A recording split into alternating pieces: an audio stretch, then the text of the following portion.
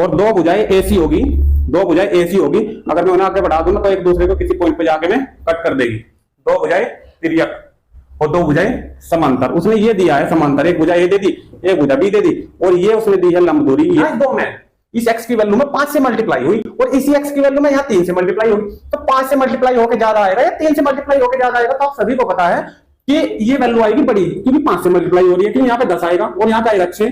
तो ये जो है छोटी भुजा हो गई, ये बड़ी भुजा होगी। अगर बड़ी भुजा पूछता तो मैं इसे सोल्व करता, और जब वो छोटी भुजा पूछ रहे तो मैं इसे सोल्व कर रहा हूँ। यहाँ तक बात समझ में आई या नहीं आई? ये कह रहा है कि ये जो क्षेत्र है जिस पर घास उगाई जा रही है, इसका जो हिस्सा है वो अक्षेत्र कितना है जिसे चुग रही है, वो क्षेत्र सिर्फ इतना ही तो है, सिर्फ इतने क्षेत्र को। जय हिंद दोस्तों, वंदे मातरम। स्वागत है आप सभी का आपके अपने यूट्यूब चैनल में। दोस्तों, यूपी पुलिस कांस्टेबल की क्लास नंबर 6 के साथ आपके साथ एक बार फिर जुड़ चुका हूं।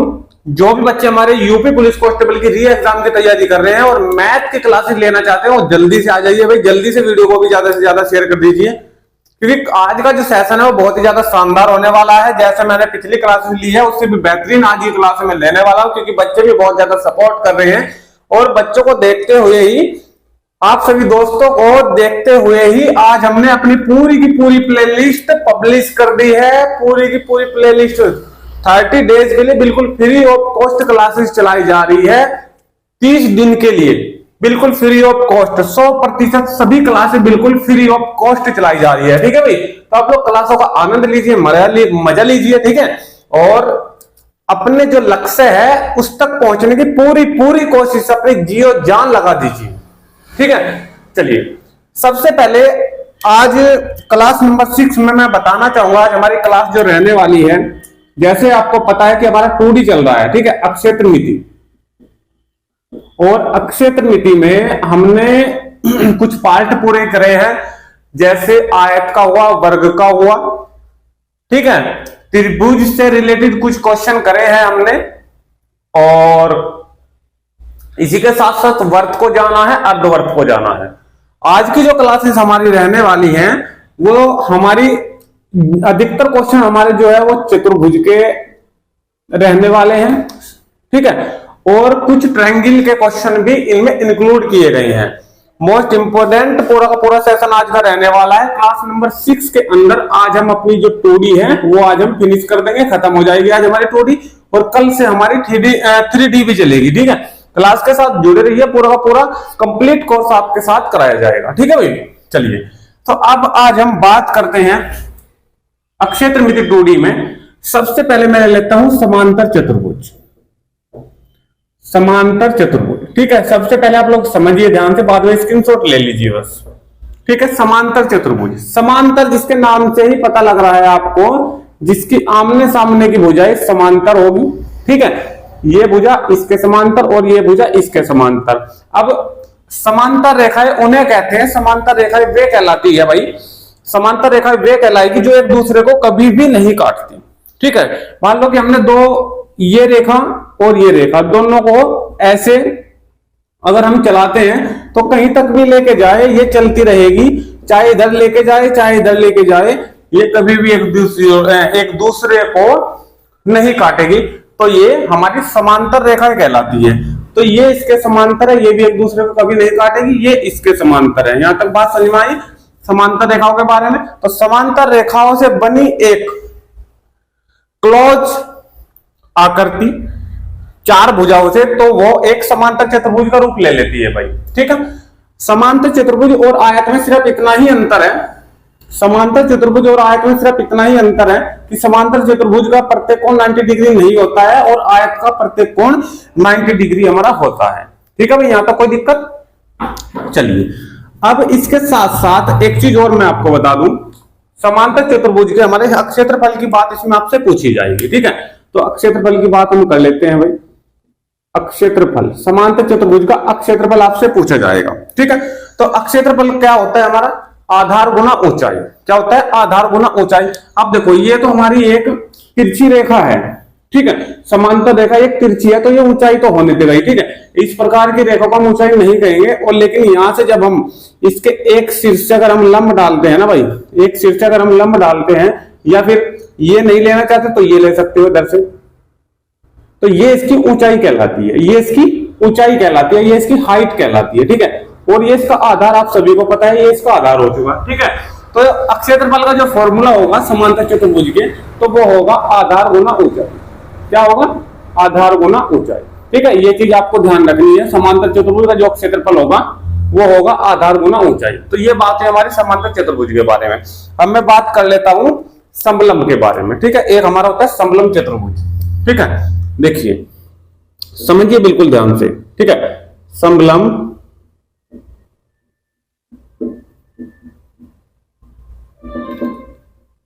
चतुर्भुज, ठीक है। समलंब चतुर्भुज में हम क्या कहेंगे? सबसे पहले तो इसकी दो रेखाएं तो होती है समांतर, दो रेखाएं तो इसकी समांतर होगी, और दो रेखाएं इसकी ऐसी होगी जो एक दूसरे को आगे जाने पर काट देगी।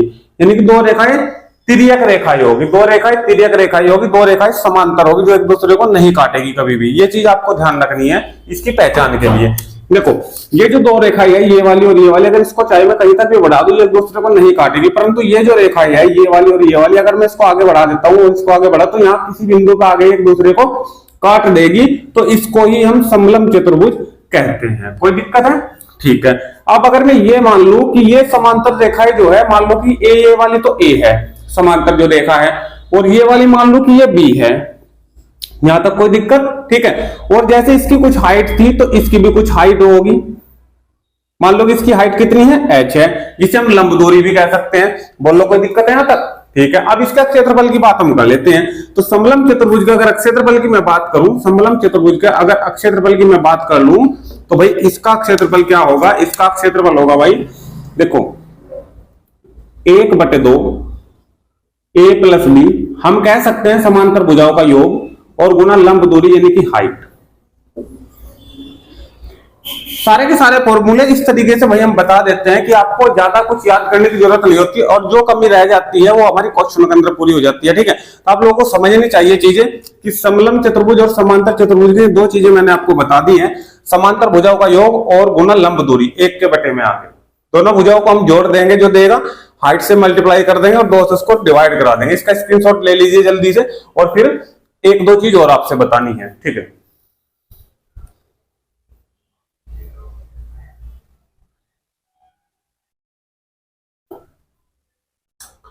चलिए, समांतर चतुर्भुज हमारा हो चुका, समलंब के बारे में हम जान चुके, ठीक है। अब हम जानेंगे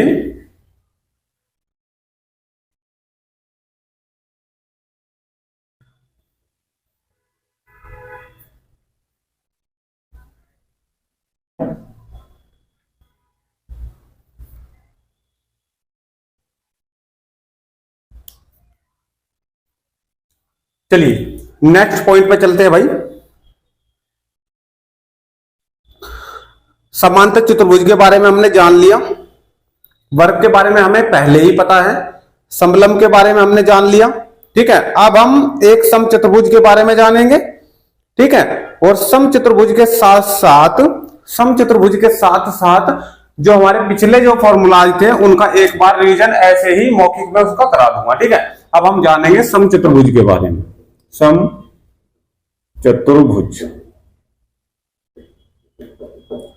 देखिए, सम का मतलब समान, समान भुजाओं वालों को चतुर्भुज कहलाएंगे, समचतुर्भुज, ठीक है। समान भुजाओं वाला, समान भुजाओं वाला। परंतु आप लोग एक चीज समझिए, समान भुजाएं हमारी वर्ग की भी होगी, समान भुजाएं हमारी वर्ग की भी होगी।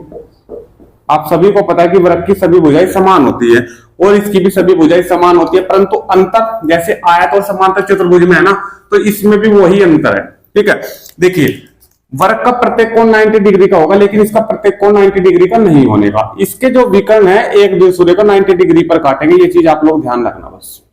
आधे पे अगर इसका एक विकर्ण में कह दूं कि 8 है तो 4 ये हो जाएगा, 4 ये हो जाएगा, यानी कि आधा आधा हो जाएगा। अगर d है पूरा तो d/2 ये और d/2 ये, क्योंकि विकर्ण एक दूसरे को आधे आधे में काटे, ठीक है।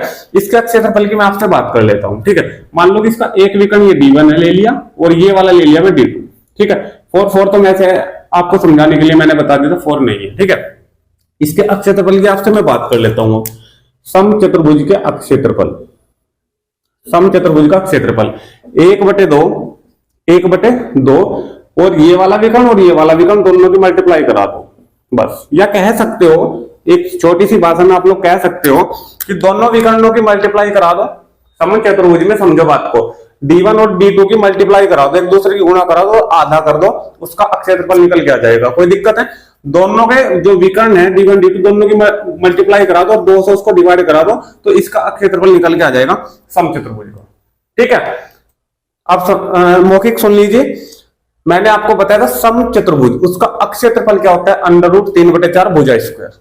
ठीक है, एक विषम बाहु त्रिभुज के बारे में मैंने आपको बताया था। अगर उसका क्षेत्रफल निकालना है तो हम क्या देखते हैं? सबसे पहले तो ये जांच करते हैं कि क्या वो समकोण त्रिभुज है या नहीं है।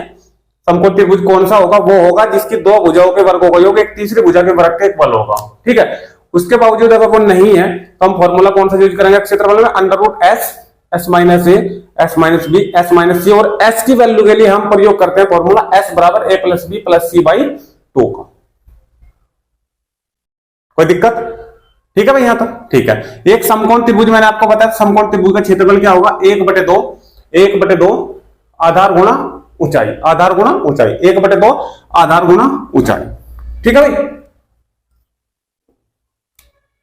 तो क्या ये कह सकता हूं मैं? देखिए जरा, 1/2 आधार गुणा ऊंचाई, ये होता है समकोण त्रिभुज का क्षेत्रफल। समकोण त्रिभुज का क्षेत्रफल। अभी हमने किसी का ये फॉर्मूला लिखा है क्या? अभी पीछे मैंने आपको बताया, एक तो समांतर चतुर्भुज का क्या बताया है? आधार गुणा ऊंचाई। ठीक है, उसके बाद समांतर चतुर्भुज के बाद मैंने आपको बताया समलंब, 1/2 समांतर भुजाओं का योग और गुणा ऊंचाई। देखो डिफरेंस सिर्फ कितना है? 1/2 सब में 1/2 मिलेगा आपको। ठीक है, 1/2 यहां भी मिलेगा आपको। ठीक है, तो 1/2 आधार गुणा ऊंचाई, ऊंचाई आपको यहां भी मिल रही है, सिर्फ क्या है कि समांतर भुजाओं का योग आ जाएगा समलंब में, और इसमें खाली आधार आएगा समकोण त्रिभुज में। ठीक है, तो ये चीजें थोड़ी सी आप लोगों को ध्यान रखनी है। ये पूरा का पूरा स्क्रीनशॉट ले लीजिए, फिर मैं क्वेश्चन की ओर बढ़ता हूं। क्वेश्चन आज बहुत ही बेहतरीन लिए गए हैं। ठीक है भाई, इसका स्क्रीनशॉट ले लो जल्दी से। फिर क्वेश्चन नंबर 1,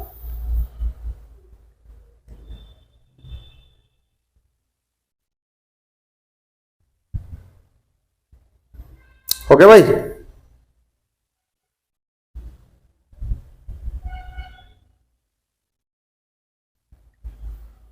चलिए,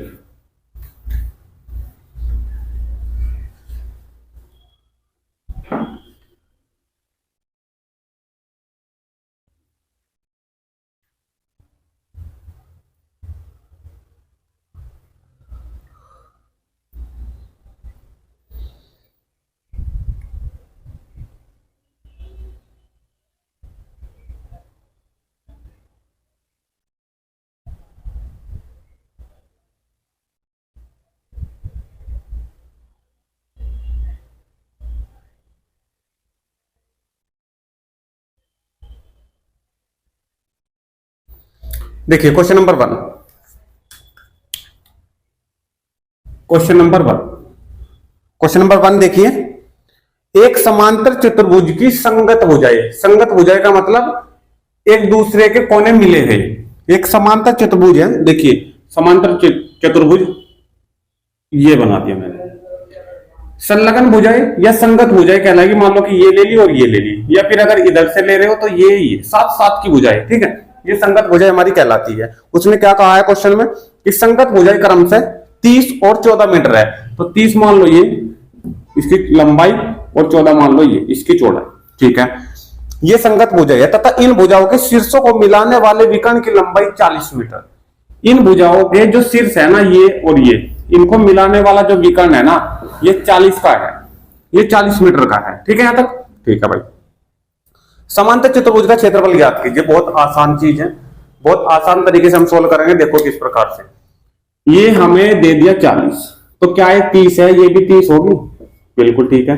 ये 14 है, क्या ये भी 14 होगी? यहां तक कोई दिक्कत?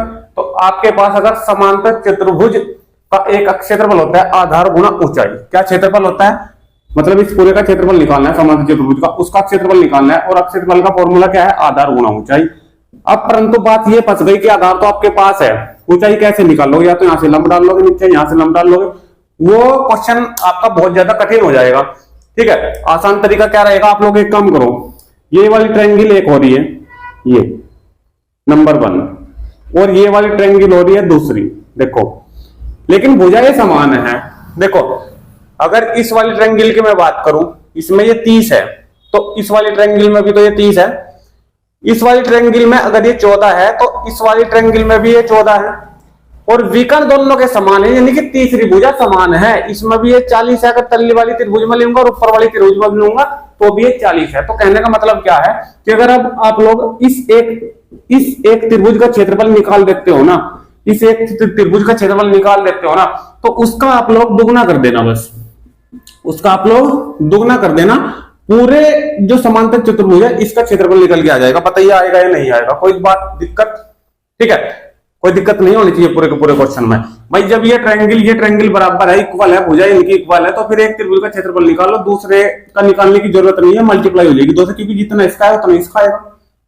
ठीक है भाई, अब देखो, एक ये वाली ट्रायंगल की मैं बात कर रहा हूं, एक भुजा मान लो कि ए की वैल्यू ले लो 30, बी की वैल्यू ले लो 14, और सी की वैल्यू जो तीसरी भुजा है उसे ले लो 40।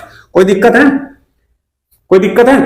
सबसे पहले आप लोग क्या चेक करो, सबसे पहले ये बात आप लोग देख लो कि हमें चाहिए क्या। जब मेरे पास तीन भुजाएं होती है ना, जब मेरे पास तीन भुजाएं होती है तो विषम बाहु त्रिभुज का अक्षेत्रफल का फॉर्मूला क्या होता है?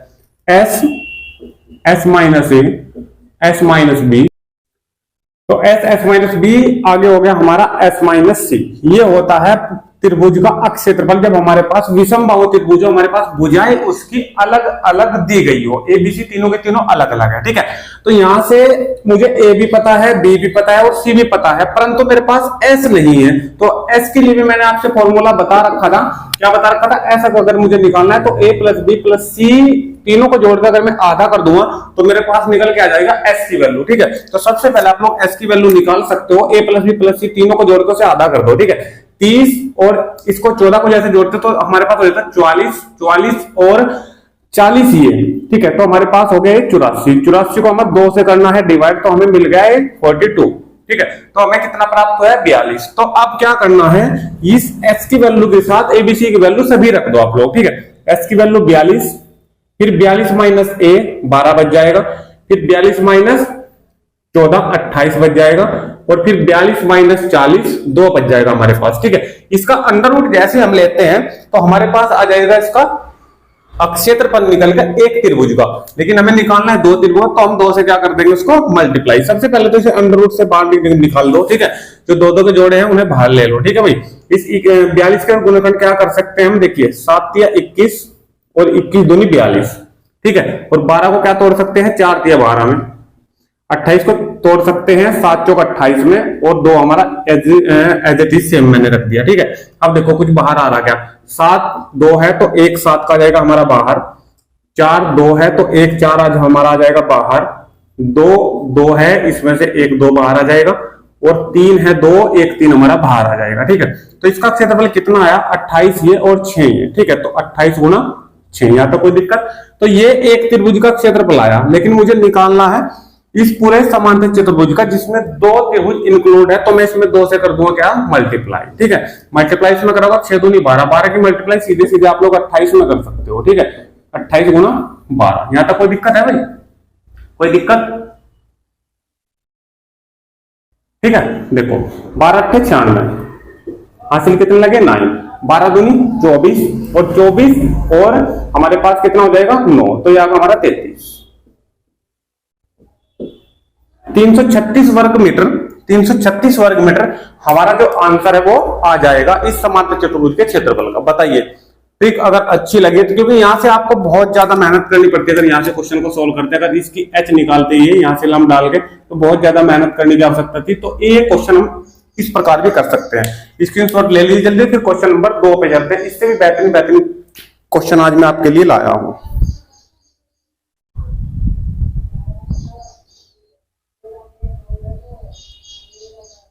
हो गया, चलिए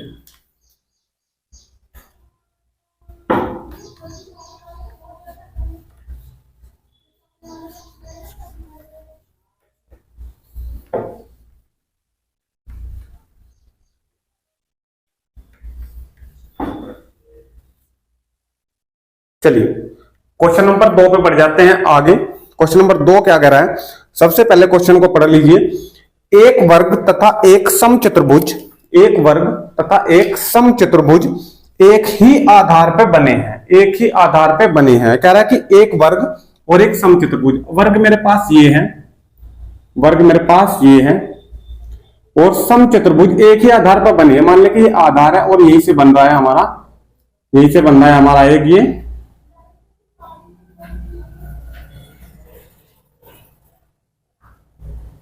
ये वाला, यहीं से बनना है हमारा एक समचतुर्भुज। ठीक है भाई, तो ये एक ही आधार पर बने हैं। हमने ये एक एंगल बना लिया है, इस प्रकार के चित्र हमने 2 ड्रॉ कर लिए हैं। इनके अक्षेत्रफलों में क्या अनुपात है, सबसे पहले आज की ट्रिक मैं आपको बता दे रहा हूं डायरेक्टली। क्वेश्चन नंबर ये 2 हम सोल्व कर रहे हैं। क्वेश्चन नंबर 2 की अगर ट्रिक आपको देखिए, अगर एक वर्ग और एक समचतुर्भुज के अक्षेत्रफलों में अनुपात आपसे पूछा जाता है, अनुपात आपसे पूछा जाता है और वर्ग और समचतुर्भुज दिए गए हैं, ठीक है, तो इनके क्षेत्रफलों में जो हमेशा हमें अनुपात अगर ज्ञात करना है, तो ये बात में अगर मैं मान के चलता हूं कि इसकी एक भुजा ए है वर्ग की, तो क्या समान जो हमारे पास है समचतुर्भुज है, इसकी भी भुजा ए ही होगी, क्योंकि जब एक ही आधार पर बने हुए हैं तो इसकी भुजा और इसकी भुजा हमारी क्या होगी, ए ही होगी। ठीक है भाई, तो आप सभी को ध्यान रखना है कि वर्ग का क्षेत्रफल, वर्ग का अक्षेत्रफल समचतुर्भुज के अक्षेत्रफल से जब एक ही आधार पर बने हो तो हमेशा ज्यादा होता है। ठीक है, यानी कि वर्ग का जो अक्षेत्रफल होगा, वर्ग का जो क्षेत्रफल होगा वो समचतुर्भुज, समचतुर्भुज के अक्षेत्रफल से ये हमेशा बड़ा होगा। क्या होगा, बड़ा होगा। ये चीज आपको ध्यान रखनी है जब वे एक ही आधार पे हो, जब एक ही आधार हो, जब एक ही आधार। ठीक है, तो जब एक ही आधार है तो वर्ग का क्षेत्रफल हमेशा बड़ा होगा, किससे, समचतुर्भुज के क्षेत्रफल से। ऑप्शन चेक कर लेते हैं। ऑप्शन सबसे पहले क्या दिया गया है, पहला ऑप्शन मैं लिख दे रहा हूं 1:1, ऑप्शन से हम इसका आंसर दे देंगे। दूसरा ऑप्शन है 1:2, और तीसरा अनुपात है 1:4, और चौथा अनुपात है 1 से बड़ा, चौथा अनुपात है 1 से बड़ा। ठीक है, तो अगर आपको इस ट्रिक का पता है तो डायरेक्टली आप लोग आंसर दे सकते हो, कुछ भी नहीं है क्वेश्चन में। देखिए मैंने आपको क्या बताया है, उसने पूछा है कि वर्ग का और समचतुर्भुज का क्षेत्रफल में मुझे बताइए कि कौन सा इनमें अनुपात क्या होगा। ठीक है, तो हमें पता है कि वर्ग का क्षेत्रफल हमेशा बड़ा होगा समचतुर्भुज के क्षेत्रफल से। ठीक है, तो ये तो वर्ग का है, उसने पहला नाम वर्ग का लिया है और दूसरा लिया है समचतुर्भुज का। यहां तक कोई दिक्कत? तो देखो, वर्ग का क्षेत्रफल और समचतुर्भुज का क्षेत्रफल दोनों के दोनों इक्वल हो रहे हैं, परंतु हमने कहा है कि वर्ग का क्षेत्रफल बड़ा होना चाहिए समचतुर्भुज के क्षेत्रफल से, इक्वल नहीं चलेगा। तो पहला ऑप्शन तो हमारा गलत होगा। दूसरे ऑप्शन की बात करें, वर्ग का 1 है, समचतुर्भुज का 2 है, ये तो उल्टा हो गया, समचतुर्भुज का बड़ा हो गया, वर्ग का छोटा कर दिया, जबकि वर्ग का आना चाहिए बड़ा। यहाँ पे आ जाओ, ये वर्ग का फिर 1 दे दिया, ये 4 दे दिया, अब फिर समचतुर्भुज का बड़ा होगा, तो ये भी हमारा गलत होगा। अब ऑप्शन नंबर हमारा 4 बचता है, यही हमारा राइट हो जाएगा, 1 से बड़ा, 1 से बड़ा। मतलब ये है कि अगर इसका 1 आता है ना समचतुर्भुज का, तो इसका 1 से वर्ग का हमेशा ज्यादा ही आएगा, या 2 आए या कुछ भी आए, 2:1 आए, कुछ भी आए चाहे, लेकिन जो इधर वाला है लेफ्ट वाला वो हमेशा बड़ा ही होगा, ना कि छोटा। तो हम आंसर देंगे 1 से बड़ा, जब ये 3 ऑप्शन हमारे हो चुके हैं गलत। कोई दिक्कत है? क्वेश्चन नंबर 2 के साथ हम ऑप्शन नंबर 4 पे जाने के बाद ये क्वेश्चन भी हमारा कंप्लीट होता है। अब क्वेश्चन नंबर 3 की ओर चलते हैं, इसका स्क्रीनशॉट जल्दी से ले लीजिए।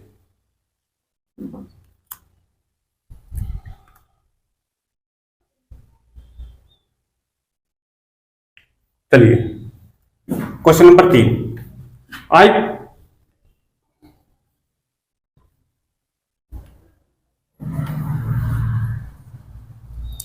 चलिए आज 2D हमारी कंप्लीट होने वाली है। क्वेश्चन नंबर 3 पे बढ़ते हैं भैया। बेहतरीन क्वेश्चन है क्वेश्चन नंबर 3 भी, सारे के सारे क्वेश्चन छांट के लिए है, बिल्कुल बहुत बेहतरीन।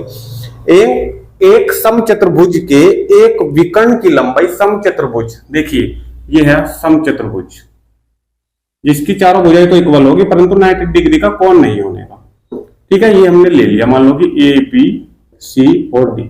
ठीक है, अगर आप क्वेश्चन को जानते हो तो एग्जाम के अंदर ये आकृति ड्रॉ करने की जरूरत नहीं है, ये तो मैं इसलिए बता रहा हूं क्योंकि थोड़ा समझ में आ जाए आपकी बात। एक विकर्ण की लंबाई दूसरे विकर्ण की लंबाई का 80% है। कह रहा कि एक विकर्ण की लंबाई दूसरे विकर्ण की लंबाई का 80% है। मान लो कि एक अगर x है ना, तो जो दूसरा विकर्ण है भाई ये पहला वाला विकर्ण मान लो कि D1 हो गया, और दूसरे वाला जो विकर्ण है ये पहले वाले विकर्ण का 80% है, पहले वाले विकर्ण का 80%, पहले वाला विकर्ण का x, इसका जब हम 80% निकाल लेंगे तब ये दूसरा विकर्ण D2 आएगा निकल के, 2 से कैंसिल हो जाएगा, ये 4 आ जाएगा, 2 से कैंसिल हो गया 5 आ जाएगा, 4x और बटे 5, तो ये मुझे मिला है D2 दूसरा विकर्ण। और ये पहला मेरे पास ये भी हमने मान रखा है, तो D1 भी मुझे मिल चुका है, D2 भी मिल चुका है। क्वेश्चन में आगे क्या कह रहा है आप लोग ध्यान से देख लीजिए। एक समचतुर्भुज के एक विकर्ण की लंबाई दूसरे विकर्ण की लंबाई का 80% है। इस चतुर्भुज का अक्षेत्रफल, इस चतुर्भुज का अक्षेत्रफल किसका? इस चतुर्भुज का अक्षेत्रफल क्या हो? समचतुर्भुज का क्षेत्रफल। समचतुर्भुज का क्षेत्रफल आपको पता है कि 1/2 D1 गुना D2 होता है। समचतुर्भुज का क्षेत्रफल क्या हो भाई? 1/2। भाई दोनों विकर्णों की मैंने बताया था कि मल्टीप्लाई करा दो और 2 से डिवाइड करा दो, यही तो बताया था। इनकी 1/2 D1 गुना D2। D1 कितना है मेरे पास? x, और D2 कितना है? 4x/5।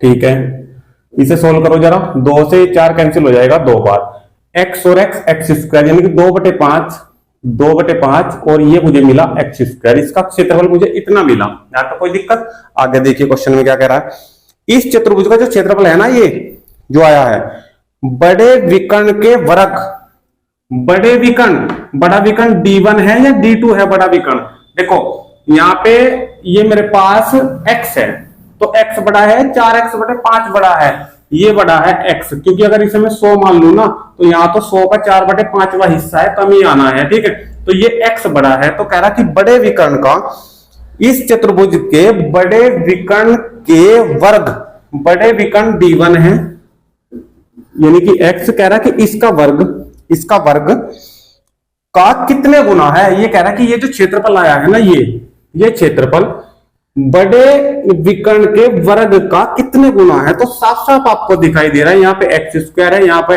x स्क्वायर है, ये कितने गुना आ रहा है इसका? 2/5 गुना। तो क्या हम आंसर दे सकते हैं 2/5 गुना है? यही हमारा आंसर हो चुका है। ठीक है, ऑप्शन देख लीजिए, जो भी ऑप्शन आपका राइट होगा उस पर आप लोग टिक लगा सकते हो, A B C D। 2/5 यानी कि बी ऑप्शन आपका राइट आ रहा है। स्क्रीनशॉट ले लीजिए। क्वेश्चन नंबर 4 की ओर बढ़ते हैं आगे।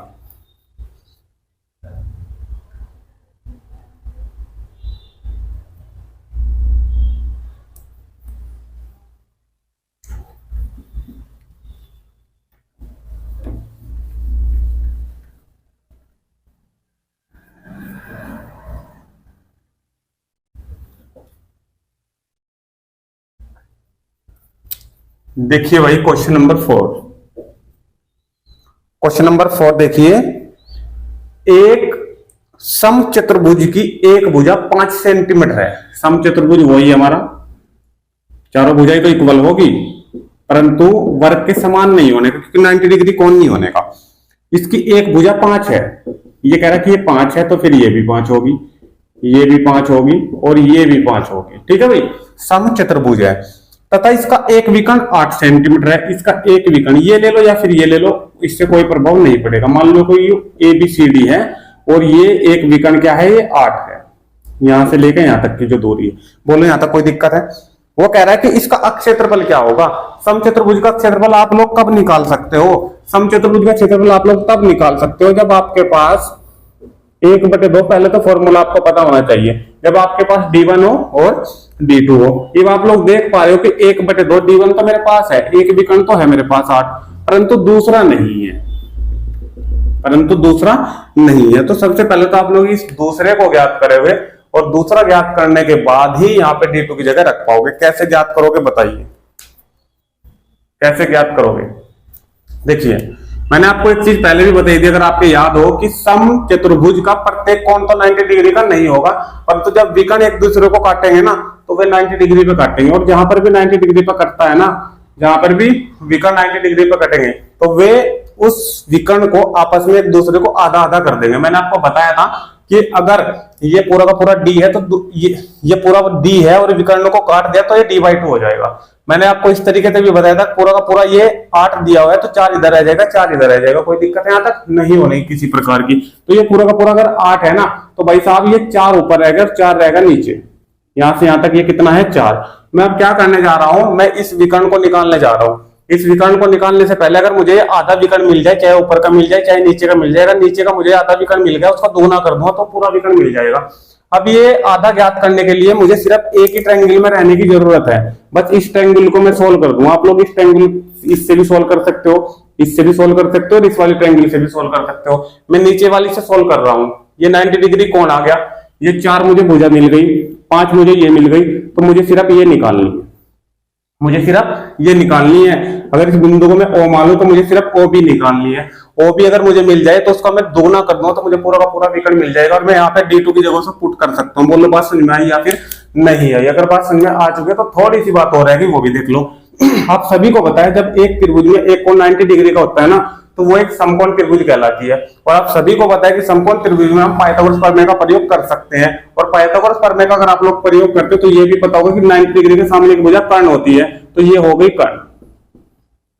बस मुझे कर्ण ही पता चल जाए, ठीक है, क्योंकि कर्ण के द्वारे हम ये कह सकते हैं कि कर्ण का स्क्वायर बाकी तो भुजाओं के वर्गयोग के बराबर होता है, ठीक है। तो कर्ण का स्क्वायर यानी कि 5 का स्क्वायर दो भुजाओं के वर्गयोग के बराबर, दो भुजा मतलब एक तो 4 है 16 हो जाएगा, और ये ओ बी स्क्वायर है, ठीक है। और आप सभी को पता है 5 का स्क्वायर 25, 16 इसमें तो हो जाएगा माइनस 9 बच जाएगा, और ओ बी स्क्वायर है 9 पे लग जाएगा अंडर रूट, तो 9 पे अंडर रूट में से क्या बाहर आएगा 3, तो ओ बी मुझे कितनी मिल गई 3, यानी कि यहां से यहां तक की दूरी कितनी मिली मुझे 3। तो जब ये 3 है तो ऊपर भी कितना होगा 3, तो 3 और 3 मुझे दोनों की दोनों कितनी मिल गई 6। मतलब कि जो D2 है ना, जो दूसरा विकर्ण है वो कितना है, वो D2 और 6 है, तो हम D2 की जगह कितना रख सकते हैं 6। अब इसे आप लोग कैंसिल कर दो, 2 से 8 को कैंसिल करेगा तो 4 आएगा, और 4 6 24। तो क्या आप लोग कह सकते हो अगर सेंटीमीटर में हो जाए तो वर्ग सेंटीमीटर इसका आंसर आप लोग दे सकते हैं? बताइए, क्वेश्चन समझ में आया? पूरा का पूरा समझ में आया तो स्क्रीनशॉट ले लो जल्दी से, ठीक है। सारे के सारे क्वेश्चन भाई हीरो बना दूंगा बिल्कुल, अक्षय तृतीय 2D के अंदर हो या कोई सा भी चैप्टर हो, पूरा का पूरा आपके सिलेबस के अंदर एक भी क्वेश्चन नहीं बचेगा जो आपसे नहीं होता होगा, ठीक है भाई। स्क्रीनशॉट ले लो जल्दी से, फिर नेक्स्ट क्वेश्चन पे चलते हैं, क्वेश्चन नंबर 5 पे।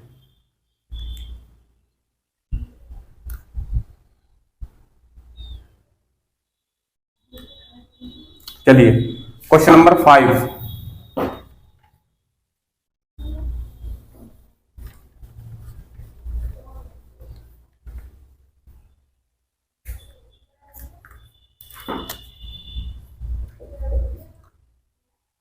देखिए क्वेश्चन नंबर 5 भाई। क्वेश्चन नंबर 5 स्टार्ट करने से पहले एक बार जरूर कहना चाहूंगा कि अगर 4 के 4 क्वेश्चन आपके समझ में आए हैं तो वीडियो को जल्दी से लाइक कर दीजिए और शेयर भी कर दीजिए वीडियो को, ठीक है। क्वेश्चन नंबर 5 पे चलते हैं। फिर क्वेश्चन नंबर 5 पे देखिए, क्वेश्चन नंबर 5 क्या कह रहा है कि एक समचतुर्भुज का परिमाप 52 मीटर है।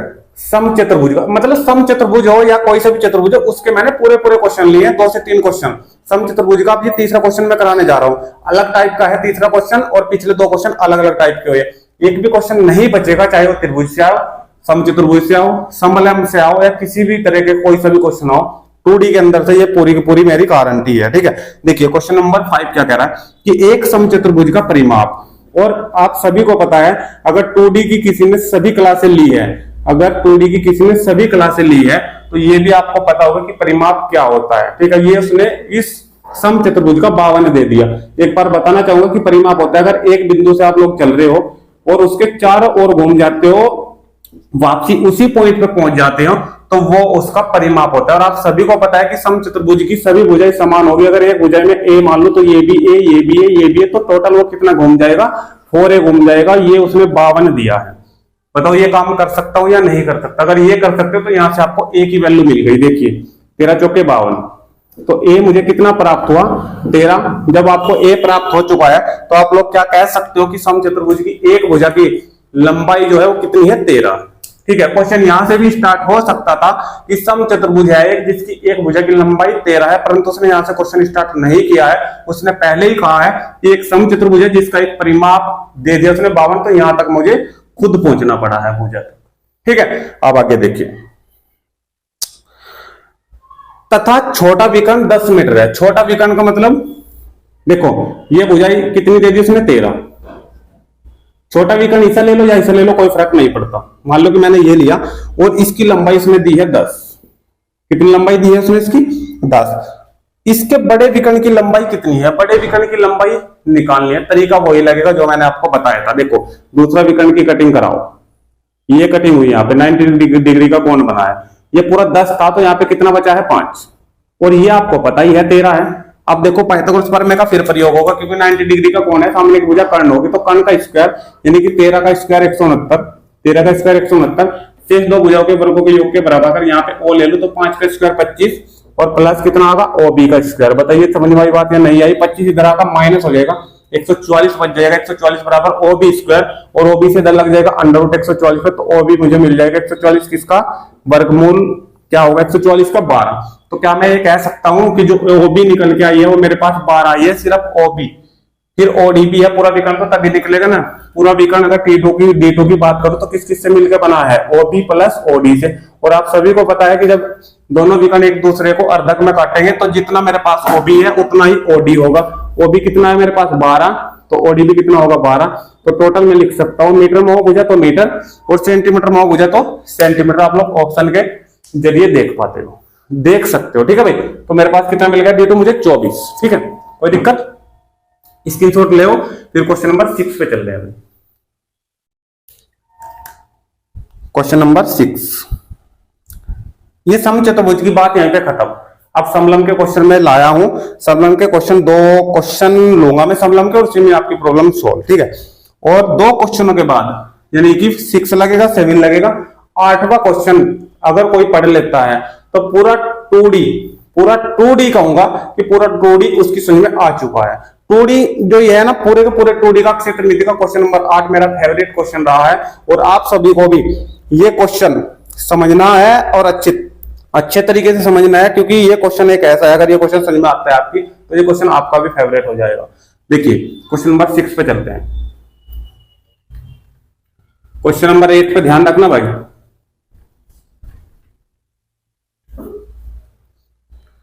क्वेश्चन नंबर 8 का ध्यान रखना। क्वेश्चन नंबर 6 पे चलते हैं। देखिए क्वेश्चन नंबर 6 क्या कह रहा है, समलंब के अंदर बात आती है एक समलंब चतुर्भुज की समांतर भुजाएं। सबसे पहले समलंब के बारे में पता होना चाहिए, समांतर भुजाएं इसकी तभी तो ड्राओगे। अगर ड्रॉ नहीं करना है चित्र तो आप लोग सीधा सीधा फॉर्मूले में लगा सकते हो, कोई प्रॉब्लम नहीं, लेकिन पता होना चाहिए फॉर्मूला। एक समलंब चतुर्भुज की समांतर भुजाएं 1.5 मीटर 2.5 मीटर लंबी है तथा इन भुजाओं के बीच की जो लंबवत दूरी है वो 6.5 मीटर है। इस चतुर्भुज का क्षेत्रफल ज्ञात कीजिए। इस चतुर्भुज का क्षेत्रफल ज्ञात कीजिए। देखो समलंब का क्षेत्रफल क्या होगा, समलंब चतुर्भुज का क्षेत्रफल तो पता होना चाहिए ना। जब पता होगा तो तभी तो आप लोग रोक पाओगे क्वेश्चन को। 1/2 और मैंने लिखवाया था समांतर भुजाओं का योग और गुना लंब दूरी, यही तो लिखवाया था। समांतर भुजाएं भी उसने दी है और उसने ऊंचाई भी दी है। डायरेक्ट आप लोग फॉर्मूले में रख दोगे और इसका आंसर कमेंट के माध्यम से मुझे दोगे तो डायरेक्टली इसका आंसर निकल के आ जाएगा। कुछ भी नहीं करना है। पहली एक समांतर भुजा दे रखी है इसमें 1.5 एक की जगह रख देंगे तथा 2.5 मीटर ये बी की जगह रख देंगे, और लंबवत दूरी इसने दी है 6.5 मीटर ये एच की जगह रख देंगे। पूरे को सोल्व कर देंगे, क्षेत्रफल निकल के आ जाएगा। वर्ग मीटर में आएगा क्योंकि जब हम क्षेत्रफल निकालने हैं, ठीक है, खाली भुजा निकालते हैं लंबाई चौड़ाई वो मीटर में या सेंटीमीटर में निकल के आती है, ठीक है। आप सभी को पता है। एक बार मैं समलंब यहाँ पे बना के दिखा दे रहा हूं जिसमें 2 भुजाएं समांतर होगी और 2 भुजाएं ऐसी होगी, 2 भुजाएं ऐसी होगी। अगर मैं उन्हें आगे बढ़ा दूं ना तो एक दूसरे को किसी पॉइंट पे जाके मैं कट कर देगी।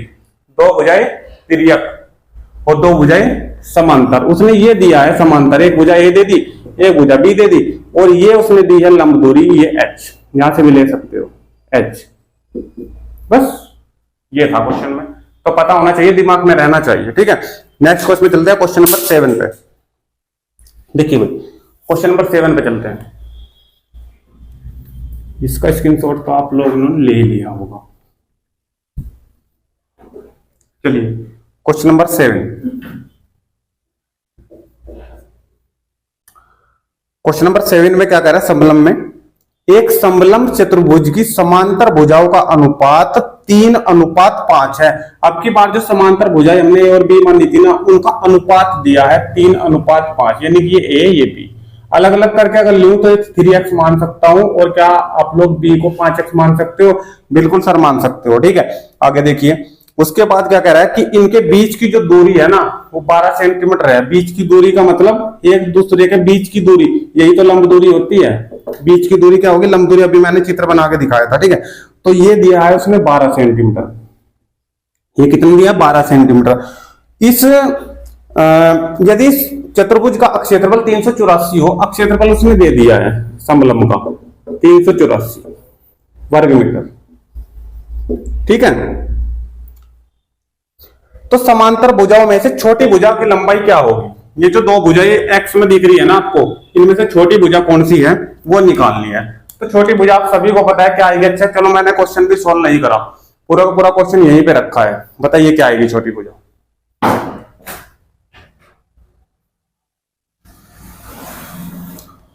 बताइए, पूरा का पूरा क्वेश्चन मैंने यहीं पे रखा है, ठीक है। बताइए छोटी भुजा कौन सी आएगी? ए आएगी या बी आएगी? बताइए। चलो ऑप्शन भी मैं आपको दे रहा हूं। पहला ऑप्शन मैंने दिया 16, दूसरा ऑप्शन दिया मैंने 24, चौथा ऑप्शन दिया मैंने 32, सॉरी तीसरा ऑप्शन और चौथा ऑप्शन दिया मैंने 40। मेरे पास सोल्व नहीं है, पूरे के पूरे क्वेश्चन है इसमें, सॉल्विंग नहीं है इसमें। ऑप्शन दिए हुए हैं जो ऑप्शन मैंने आपको दिया है, लेकिन सोल्व नहीं है। फिर भी ये क्वेश्चन मैं करने आया था, पूरा का पूरा समझाने आया था, लेकिन अभी अभी मेरे दिमाग में एक ऐसा तरीका आया है कि आप लोग इसे बिना करो इसका आंसर दे दोगे, बिना करो। बताइए क्या आएगा, कैसे आएगा आंसर? लिखिए कमेंट के माध्यम से, बताइए। बिल्कुल एक्यूरेट है तरीका भी। देखिए क्या है, एक चीज समझिए पूरी की पूरी। उसने कहा है कि छोटी भुजा बताइए क्या होगी छोटी भुजा। तो छोटी भुजा या तो ए आएगी या बी आएगी। भाई दो भुजा जब ये है तो इनमें से छोटी भुजा उसने कहा है, तो जब या तो ये आएगी ए छोटी भुजा या फिर बी आएगी। यहां तक बात समझ में आई है? या तो ए आएगी या बी आएगी छोटी भुजा। क्लियर? ठीक है। अब उसे निकालने के लिए मुझे छोटी भुजा को यहाँ x की वैल्यू मुझे चाहिए। जब इस पूरे क्वेश्चन को मैं सोल्व करूंगा ना तो मेरे पास कुछ ना कुछ x की वैल्यू निकल के आएगी। वो x की वैल्यू मैं यहां भी पुट करूंगा और यहां पर भी पुट करूंगा, तभी तो छोटी और बड़ी भुजा का पता चलेगा। x की वैल्यू मुझे यहां पे चाहिए, ठीक है। अब एक चीज समझिए ध्यान से, x की वैल्यू चाहे कुछ भी आए, x की वैल्यू चाहे कुछ भी आए, यहाँ पे x की वैल्यू जब समान है, यहाँ पे x की वैल्यू जब समान है, तो जब 3 से मल्टीप्लाई करेंगे तो ज्यादा आएगी x की वैल्यू, या 5 से मल्टीप्लाई करेंगे ज्यादा आएगी x की वैल्यू। तो आप सभी को पता है 5 से जब मल्टीप्लाई करोगे x में तो ज्यादा आएगी, और जब 3 से करोगे x में मल्टीप्लाई उसी x में तो कम आएगी। तो छोटी भुजा कौन सी हुई? ये a हुई। यहां तक बात क्लियर? यहां तक बात क्लियर? सोल्व भी करके दिखाऊंगा पूरा का पूरा क्वेश्चन, बिल्कुल भी डरने की जरूरत है, पूरा का क्वेश्चन सोल्व कराऊंगा। तो छोटी भुजा का मुझे पता चल गया कि ये है, परंतु अब बात कहां आ गई? अब बात ये आ गई कि जब मेरे पास वैल्यू ही नहीं है, एक्स की वैल्यू का ही मुझे पता क्या है, तो फिर मैं आंसर कैसे दे दूं इनमें से? एक चीज और समझ लो, 3 की मल्टीप्लाई होनी है एक्स से, 3 की मल्टीप्लाई होनी है एक्स से। एक्स की वैल्यू चाहे आप कुछ भी रख लो, एक्स की वैल्यू चाहे आप कुछ भी रख लो और दोनों की मल्टीप्लाई करा दो तो वो 3 से 100% कटेगा। इस x की वैल्यू चाहे आप कुछ भी रख लो, जो मन में आए कुछ भी, 15 रख लो, 16 रख लो, 17 रख लो, 200 रख लो, 1000 रख लो, कुछ भी रख लो, वो 3 से डिवाइड होगा गुना होने के बाद, क्योंकि जब उसकी गुना में 3 है। मान लो कि मैंने यहाँ पे 17 रख दिया, x की वैल्यू मैंने 17 रख दी, 17 दिया 51, क्या आया 51, तो 51 3 से 100% कटेगा, वही 17 आ जाएगा। तो मैं क्या कहना चाह रहा हूं? मैं ये कहना चाह रहा हूं कि x की वैल्यू यानी कि ये जो पूरी वैल्यू आएगी ना, ये जो पूरी वैल्यू आएगी वो हमेशा 3 से डिवाइड होगी 100%। ये जो पूरी वैल्यू आएगी, और पूरी वैल्यू एक ही, या तो 16 है या 24 है या 32 है या 40। आप सभी को पता है ना तो 16 3 से कटे, ना 32 3 से कटे, ना 40 3 से कटे, सिर्फ 24 ही 3 से कटेगा, और यही आंसर है। यही आंसर है 100%।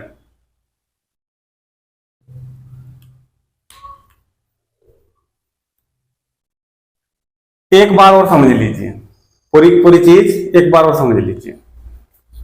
देखिए ये ऑप्शन मैं ऐसे ही रखता हूं एज इट इज, इसे मैं हटा दे रहा हूं। अगर आप लोग ये क्वेश्चन पहली बार देख रहे हो तो ट्रिक मैं मानता हूं कि आप सभी को लगाने में प्रॉब्लम हो रही होगी। ठीक है, देखिए दोबारा लिख दे रहा हूं। a बराबर 3x, जिसकी समझ में आ चुका है क्वेश्चन वो एक बार और देख लीजिए। ठीक है, कुछ ना कुछ सीखने को ही मिलेगा। देखिए मैं ये कहना चाह रहा हूं, उसने मुझे पूछा है छोटी भुजा। क्या पूछा है? छोटी भुजा। मुझे छोटी भुजा बतानी है। छोटी भुजा या तो 16 है या 24 है या 32 है या 40 है, इन्हीं में से एक है छोटी भुजा। ठीक है भाई, अब आ जाओ बात में। अब छोटी भुजा या तो ए होगी, क्योंकि ये दो भुजाएं तो है मेरे पास दी हुई, ए है या बी है, इन्हीं दोनों में से तो एक भुजा में मुझे आंसर देना है। वो कह रहा है इन दोनों भुजाओं में से जो छोटी भुजा है ना वो आंसर दे दो मुझे। ठीक है, अब छोटी भुजा में मुझे जाना है। ठीक है, तो छोटी भुजा पे जाने के लिए मुझे एक्स की वैल्यू तो जरूर चाहिए। यहाँ पे छोटी भुजा पे जाने के लिए एक्स की वैल्यू चाहिए नहीं चाहिए? तो एक्स की वैल्यू अगर मैं कुछ भी रख दूं, मान ले एक्स की वैल्यू मैंने 2 रखी, मैंने पूरा क्वेश्चन सोल्व करा, एक्स की वैल्यू मेरे पास 2 आई। पूरे क्वेश्चन से बचने के लिए ये छोटा तरीका बता रहा हूं आपको। अगर एक्स की वैल्यू 2 आई तो 2 यहां पे रखूंगा, 5 दूनी 10, 5 से मल्टीप्लाई हुई ना इस 2 में, इस x की वैल्यू में 5 से मल्टीप्लाई हुई, और इसी x की वैल्यू में यहाँ 3 से मल्टीप्लाई होगी। तो 5 से मल्टीप्लाई होकर ज्यादा आएगा या 3 से मल्टीप्लाई होकर ज्यादा आएगा? तो आप सभी को पता है कि ये वैल्यू आएगी बड़ी, क्योंकि 5 से मल्टीप्लाई हो रही है, क्योंकि यहाँ पे 10 आएगा और यहाँ पे आएगा 6। तो ये जो है छोटी भुजा हो गई, ये बड़ी भुजा होगी। अगर बड़ी भुजा पूछता तो मैं इसे सोल्व करता, और जब वो छोटी भुजा पूछ रहे तो मैं इसे सोल्व कर रहा हूं। यहां तक बात समझ में आई या नहीं आई ये बताओ पहले तो मुझे। अगर आई है तो थंबनेल का निशान भेजो जल्दी से। यहां तक दिक्कत? ठीक है, अब मेरे पास कंफर्म हो गया कि ए जो है वो आंसर है, ए जो है वो आंसर है। परंतु अब बात यहां अड़ गई कि आंसर तो जरूर है सर, लेकिन एक्स की वैल्यू रखे बिना आंसर कैसे दे दूं इनमें से? यही तो बात आई ना। लेकिन इसका भी तोड़ है, इस एक्स की वैल्यू चाहे कुछ भी आ जाए, जो जिसकी मल्टीप्लाई में होता है ना वो उसको डिवाइड भी करता है। कुछ भी वैल्यू आप लोग लिख लो, चाहे कुछ भी। देखो मैंने यहां पे लिखा 5, इस 5 की मल्टीप्लाई में आप लोग कुछ भी लिख लो, कुछ भी वैल्यू, ये जो भी मल्टीप्लाई होके आएगा ये 5 से 100% डिवाइड होगा। आपके मन में चाहे कुछ भी संख्या है वो ही लिख लो, कुछ भी। भाई मान लो मैं यहां पे कुछ भी लिख दूं, मान लो मैंने 18 लिखा, 18 के 5 की मल्टीप्लाई कराओ, 18 पंजे 90। तो ये जो 90 आया है ना, ये जो गुणा में था ये इसको डिवाइड करेगा 100%। भाई इन दोनों की मल्टीप्लाई होके तो आया 90, तो जिन दो संख्याओं की मल्टीप्लाई होकर 90 आया है तो वो उनसे डिवाइड भी तो होगा। ये तो बात सिंपल सी है, इसमें तो कुछ रखा ही नहीं हुआ है। तो मैं ये कहना चाह रहा हूं कि ये जो x की वैल्यू आएगी ना, ये एक ऐसी वैल्यू आएगी जो इनकी मल्टीप्लाई को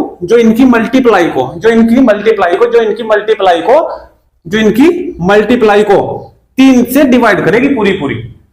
और इन दोनों की मल्टीप्लाई या तो आएगी 16, क्योंकि छोटी भुजा आ जाएगी x की वैल्यू रख तो, या आएगी 24, या आएगी 32, या आएगी 40। और जब मैं ये कह रहा हूं कि 3 से वो संख्या डिवाइड होगी पूरी की पूरी, तो 16 तो नहीं होती 3 से, 32 नहीं होती 3 से, 40 नहीं होती, सिर्फ एक 24 ही तो बचा, तो 3 से डिवाइड होगा तो हमारा आंसर निकल के आएगा 24।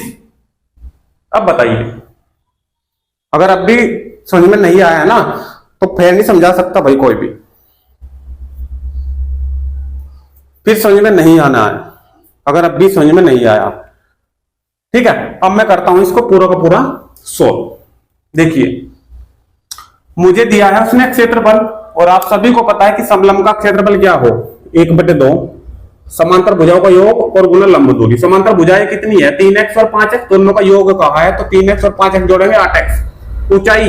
ऊंचाई दी है उसने 12, बराबर क्षेत्रफल कितना? 384। यहां से कटिंग कराओ इसकी, 2 से कैंसिल होगा, ये 4 आ जाएगा। ठीक है, इस 4 से इस पूरे को कैंसिल करा दो, 4 × 36, 2 बचा, और 4 × 24, और 12 से इसको करा दो कैंसिल पूरा का पूरा, 12 × 96। ठीक है, तो x की वैल्यू कितनी आई यहां से निकल के? 8। x की वैल्यू कितनी आई निकल के यहां से? 8। और वही तो चीज मैं आपसे समझाना चाह रहा था कि x की वैल्यू जब यहां सेम है ना दोनों जगह, तो 8 पंजे 40, ये b आगा 40, और 8 दिया 24, ये आगा 24। तो मैं कहना चाह रहा हूं ये बड़ी वैल्यू है, छोटी वैल्यू है। छोटी उसने कहा था, छोटी की वैल्यू का आंसर दे सकते हो आप लोग 24। कोई दिक्कत है? बस ये क्वेश्चन था पूरा का पूरा। अब क्वेश्चन नंबर 8 पे चलते हैं, जिसके लिए मैं और आप भी बेसब्री से इंतजार कर रहे हैं। क्वेश्चन नंबर 8 इससे भी बेहतरीन, इससे भी ज्यादा मजा आने वाला है क्वेश्चन में, क्वेश्चन नंबर 8 में।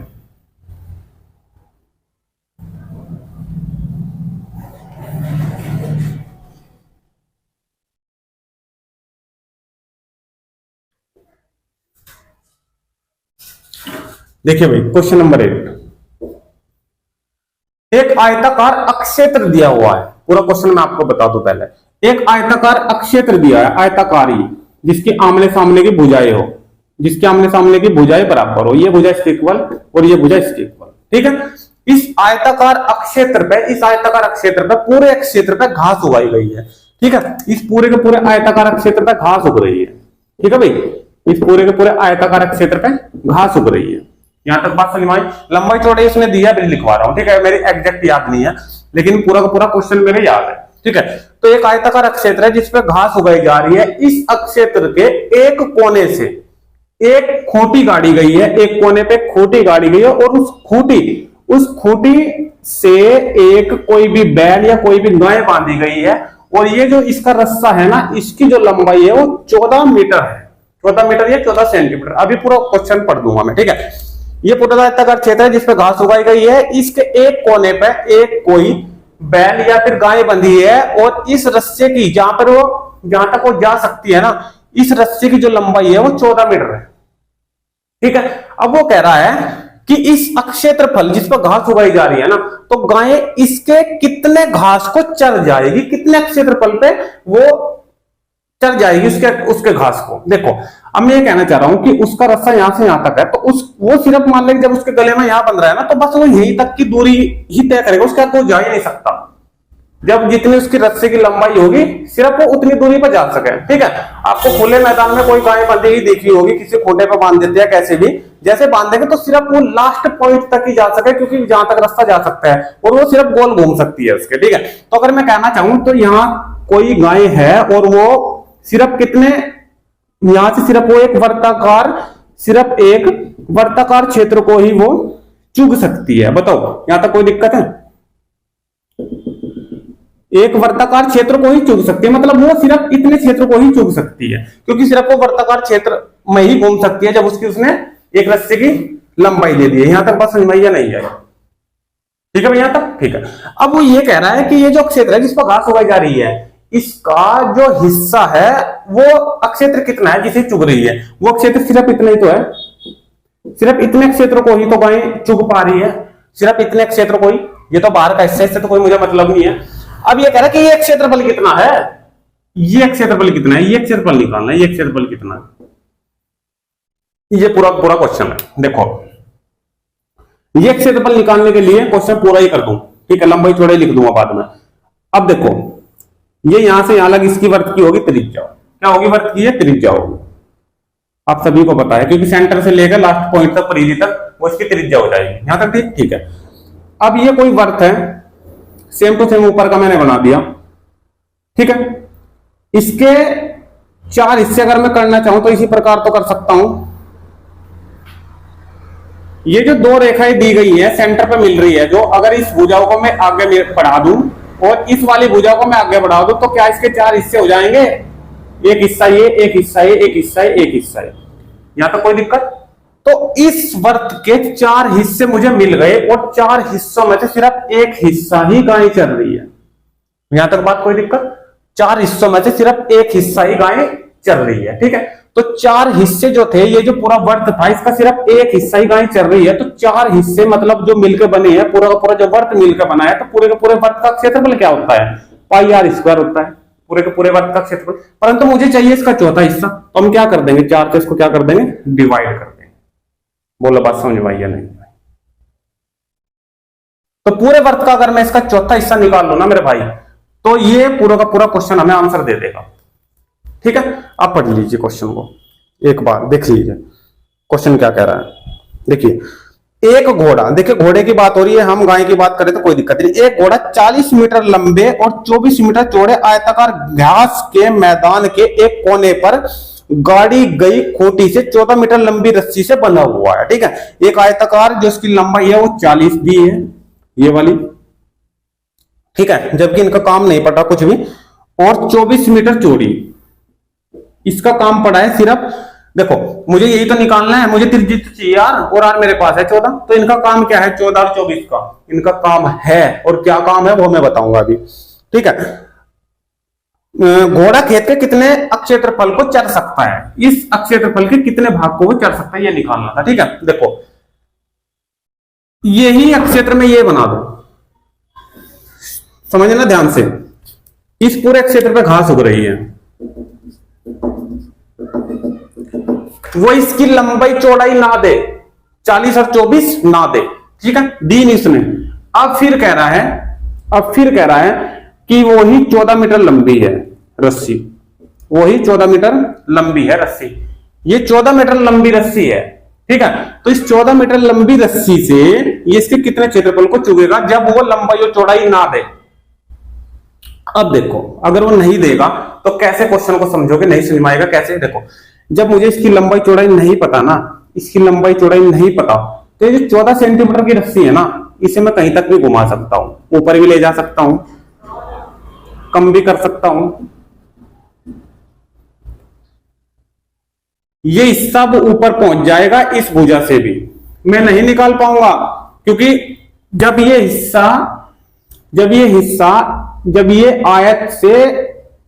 आयत की भुजा को जब ये कट करेगा ना, इस वाली भुजा को, दोनों भुजाओं को जब वर्त कट करेगा तभी उसका मैं भाग निकाल सकता हूं पूरा कंप्लीट, ठीक है। मेरा कहने का मतलब ये है जब ये 24 है ना पूरी की पूरी, और ये दे दी 14, तो ये 14 ना जब मैं घुमाऊंगा ना, यहां 14 लेके आऊंगा, तो मुझे पता है कि मैं ये पूरी 24 थी, तो मुझे 24 से कम ही रखना है, क्योंकि ये तो 14 ही है, ये जो वर्त है मुझे इससे ऊपर नहीं निकालना, ऊपर जाने का ही नहीं, क्योंकि ये पूरी की पूरी 24 है दी, और त्रिज्या है उसकी 14, तो 24 ये पूरी है, इससे मैं कम ही तो रखूंगा, ये 14 यहीं पे तो खत्म हो जाएगी, इसलिए दे रखा है, इसलिए इसकी लंबाई और चौड़ाई दी है, जबकि इनका कुछ काम नहीं है। इसलिए यही काम है कि बच्चे जो है इसकी जो त्रिज्या है 14 सेंटीमीटर, इससे ऊपर ना निकाल दे।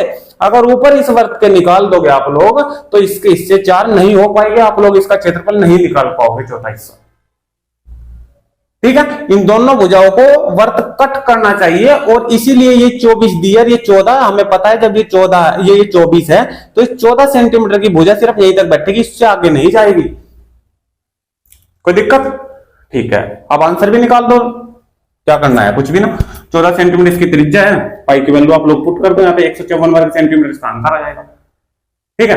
रख के देख लो, पाई की वैल्यू कितनी है 22/7, नीचे पहले से ही क्या है 4, आर स्क्वायर मतलब 14 है, गुना 14 2 बार, 7 से कैंसिल करेंगे 7 दूनी 14, ठीक है। 2 से इसको कैंसिल करेंगे फिर 4 को 2 आ जाएगा, 2 से फिर इसको कैंसिल करेंगे 7 आ जाएगा, और 22 सत्य आपको पता है 154 होता है, ठीक है।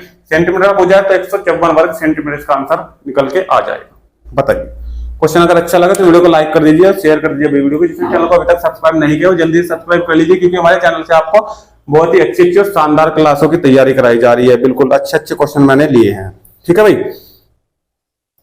एक क्वेश्चन और लेके चलते हैं आसान, क्वेश्चन नंबर 8 हो चुके, लास्ट बिंदु पे पहुंच चुके हैं भाई, लास्ट क्वेश्चन की ओर, क्वेश्चन नंबर 9, इसका स्क्रीनशॉट ले लीजिए जल्दी से।